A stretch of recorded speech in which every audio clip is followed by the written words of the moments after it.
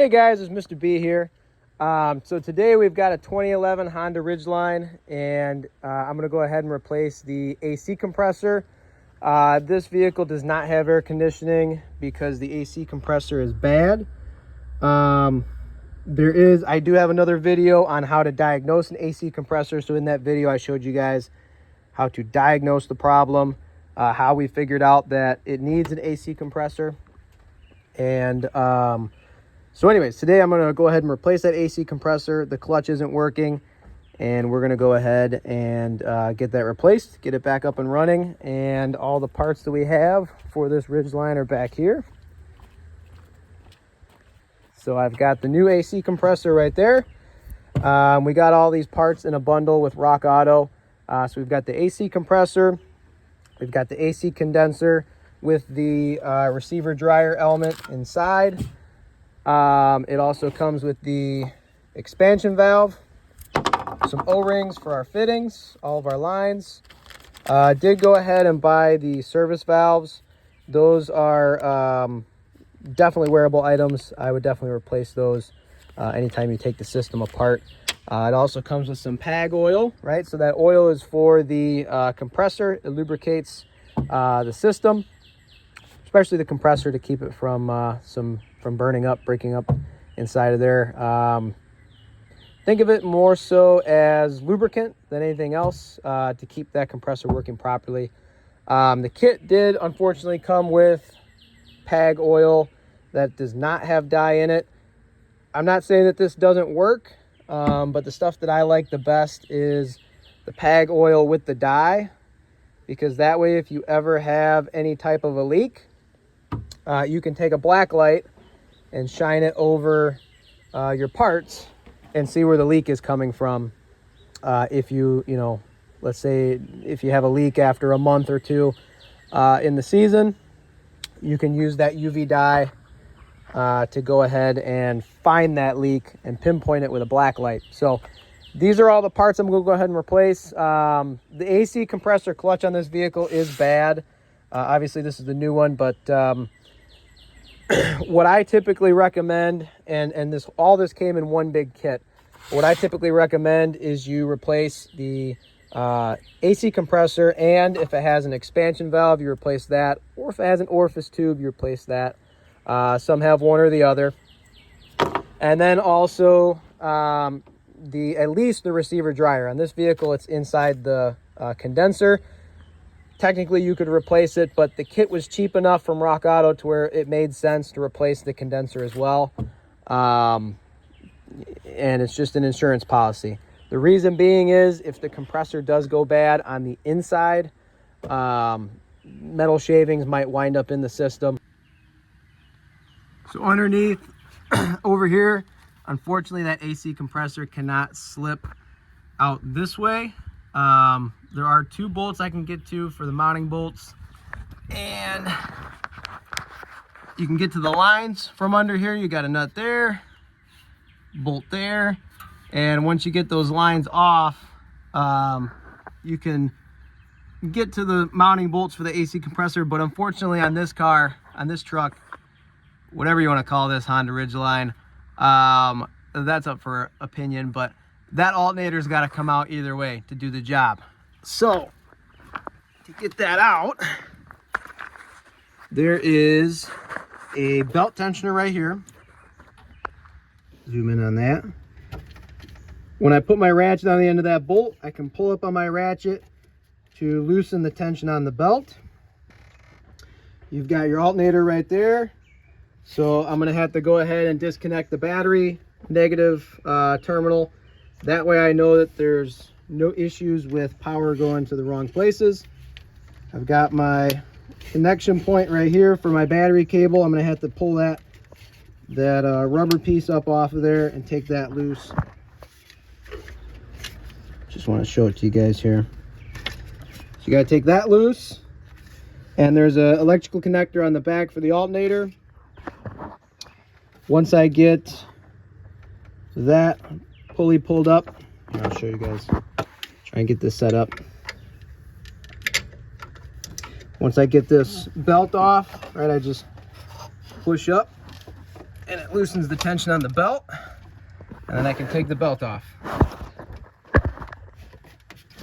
Right, like that. So once that comes loose, then I can start thinking about taking my bolts off for my alternator. I'll show you guys what those look like.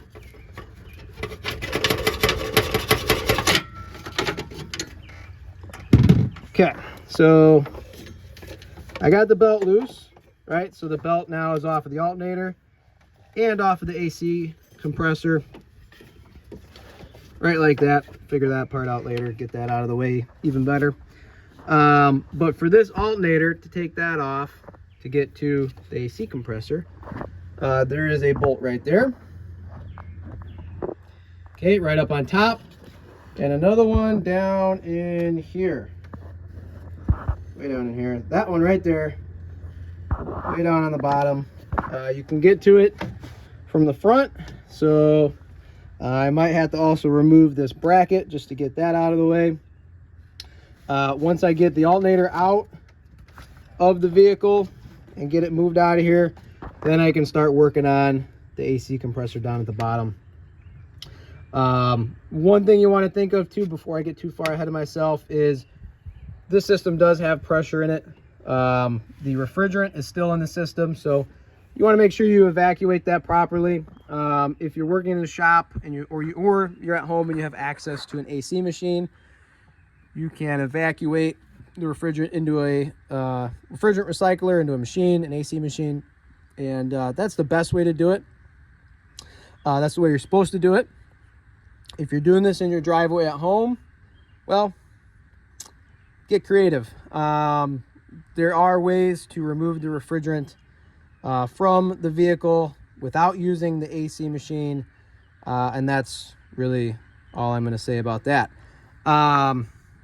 So anyways, one way or another, you got to get the refrigerant out of the machine. If you really want to take it to a shop and have them evacuate the system, there might be some places that are willing to do that as well. But if you do take one of those lines loose down at the bottom, or a line loose up here on the top, and there is refrigerant in the system, be mindful of the fact that if you do that,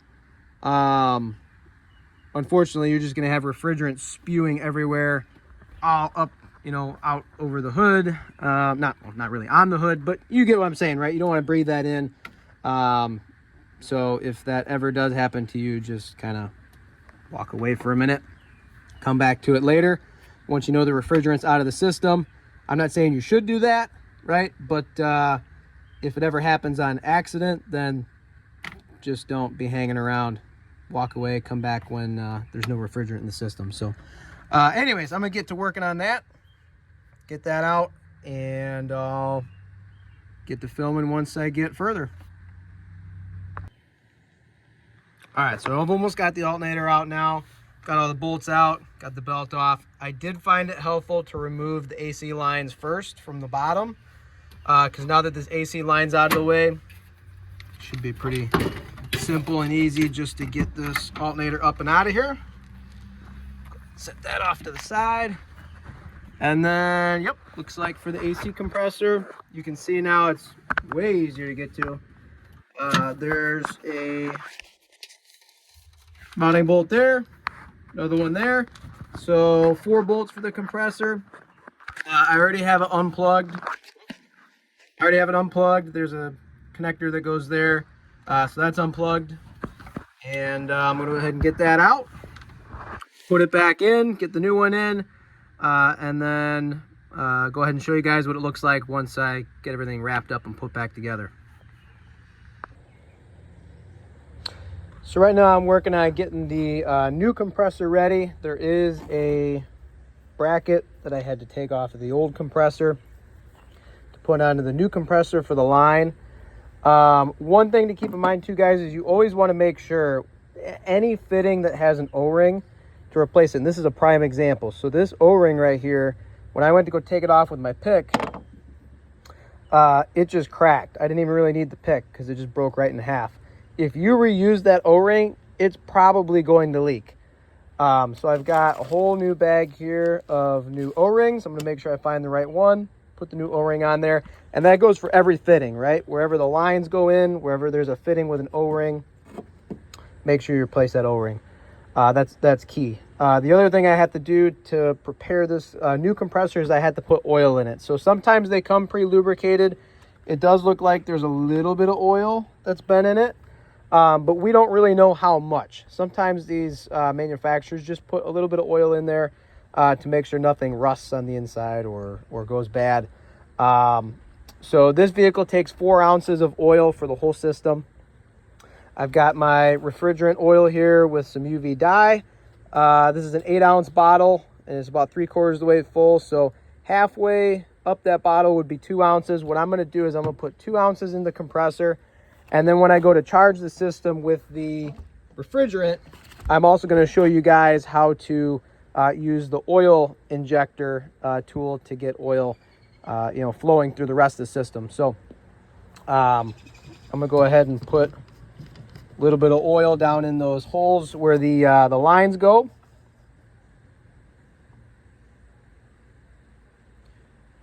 You want to try not to spill it everywhere, so that way you don't get, oh, and I spilled it everywhere. Of course, talking, filming, talking. I'll make sure I clean it up before I put it in the car.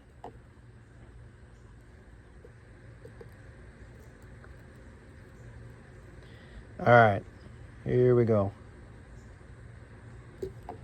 So that bottle's about halfway full, so that means, well, a little less, but I've got about 2 ounces in that compressor, which is good enough. It's definitely going to be enough to keep that lubricated when it first starts up. So like I said, I'm going to put the rest of those 2 ounces in the system when I charge it, and this compressor will be ready by the time I put this bracket back on with a new O-ring. I'll put it back in, show you guys what it all looks like along the way. All right, so I got the new AC compressor in. It's all ready to go. Alternator's bolted back in, battery's hooked up, belt's back on. One tip I would recommend is to make sure that you keep track of which way the belt's routed. That way when you go, you can write it down or take a picture of it. So that way when you go to put the belt back on, you know which way it goes. As far as like putting it back together, it's pretty much just reverse removal, right? Just snug up all those bolts, get it nice and tight. The main problem I ran into with this vehicle is the connector that's way down in there for the AC compressor. I did have to kind of zip tie it out of the way so it didn't hit the exhaust pipe, the catalytic converter, right there. It was kind of hard to get to it, so what I would recommend on this vehicle is you actually connect the connector, depending on which AC compressor you buy, before you put in this line right here. I did have a lot of trouble, so I took the line back off and then was able to reach my hand up in there and push the connector back together. So, just go through, make sure, double check everything's tight. These lines are nice and tight, and then both of these lines have brand new O-rings, so you always want to make sure you replace those O-rings. And now that this new compressor is in, what I'm going to do is I'll actually make another video on how to charge the system, and then show you guys how to run through and use the gauge set. So if you found this to be helpful, please like and subscribe for more. Thanks.